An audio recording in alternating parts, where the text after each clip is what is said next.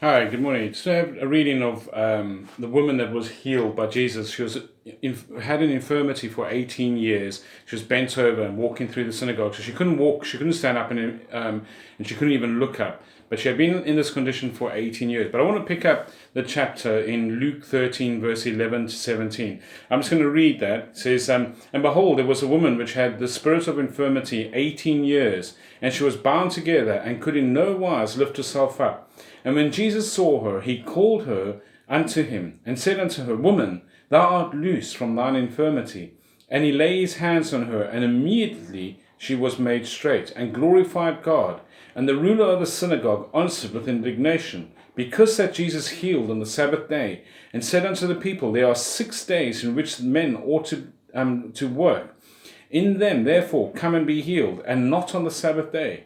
And the Lord answered him and said, Thou hypocrite, doth not each one of you on the Sabbath day loose his ox or his ass from the stall and lead him away to watering? And ought not this woman, being the daughter of Abraham, whom Satan hath bound, lo, these 18 years, been loosed from the bond of on the Sabbath? And when he had said all these things, all his adversaries were ashamed, and the people rejoiced for the glorious things which God had done. Yes, okay, so we have a picture here. We have a woman who's coming on the Sabbath day to worship God. She walked in. She obviously couldn't stand up straight. Her back was bent. We've seen people like this in the streets where they're bent over. She can't lift her neck up because her spine has seized in that position. She had probably been to a number of doctors over the years to try and help with this. Probably in the early years, she went physicians, medicine, physiotherapy and all that kind of stuff to try and help her to straighten up her back. She couldn't. But Jesus had seen this woman coming. She had obviously, over these 18 years, accepted her condition of being in a position where she could no longer stand up. But as we see the scene now before us, it is more than likely that the worship and the service at the synagogue had ended as people were leaving again and on their way home. Jesus had seen this woman walking. She may have been a few paces away from him because he called over to her. He said to her, Woman.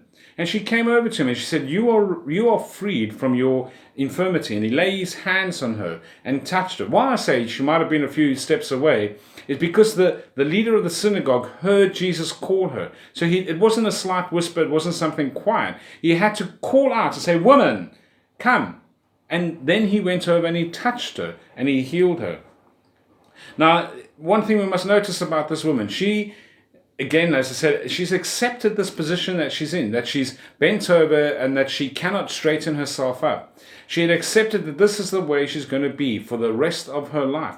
Then this is so much like us. You see, when we are born, when we are young, and we've got these very inquiring minds. We want to find things out. We want to try and figure things out. As we get into our teen years, we start getting all confused. Where am I? Who am I? What am I doing here? And we start to think about these things. As we get into our young adult years, we start entering into the world of business. We start watching the news. Started getting together with some of the affairs on the news, and we start to question what the heck is going on here. Why is this?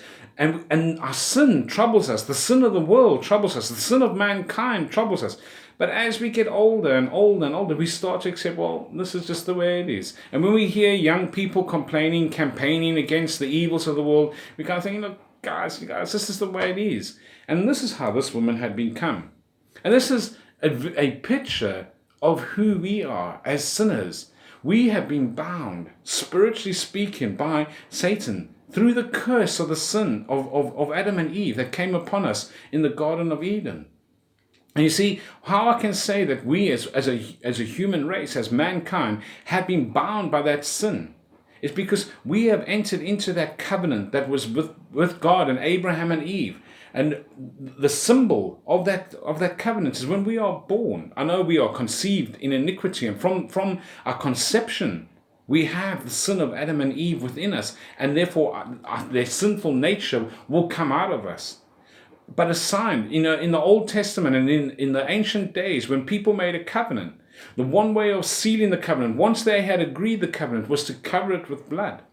When we come out of our mother's womb, We are covered in the blood and the covenant blood of Adam and Eve, and therefore under the curse that is on them and that has been passed down through generations, for all ages till the end of the world. And that is how we are. You see, now, the thing is also about this woman. She wasn't looking for Jesus. She didn't go to the synagogue to find Jesus so she could be healed. She may have heard about Jesus many times, but she never went to the synagogue to find Jesus to be healed. And many people, there are many religious people who go to church and they're not really looking for Jesus. They're just going there because it's a feel good. It's something that they do. They've always done all their lives. And they're not really looking for the truth, looking for who Jesus is. But not only that, it's not us who can somehow bring favor to God, that Jesus will then come and heal us. This woman was walking. She was on her way home when Jesus saw her, and he saw her with compassion.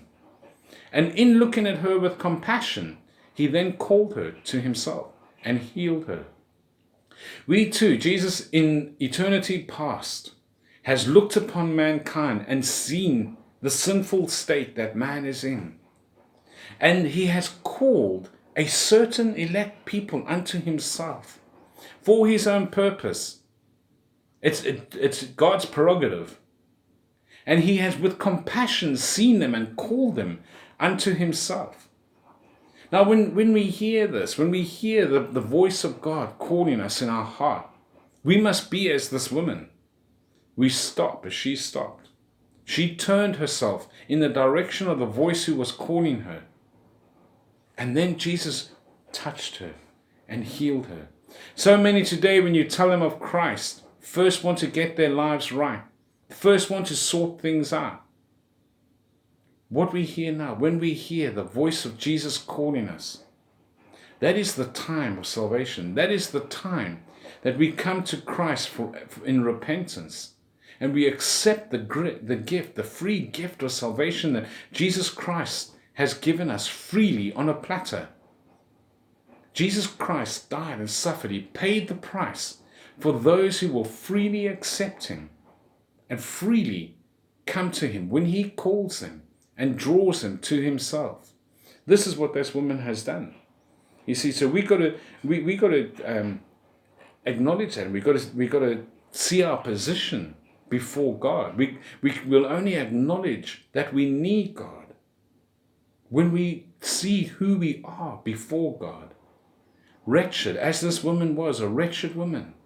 She couldn't stand up straight. She couldn't raise her hands in prayer. She couldn't look up to heaven. She couldn't rejoice. She couldn't function as a normal human being as she was designed and created to be. And as our souls are bound in the same manner by Satan and by the works and the powers of this earth, that we cannot function in the way that God has created us to be.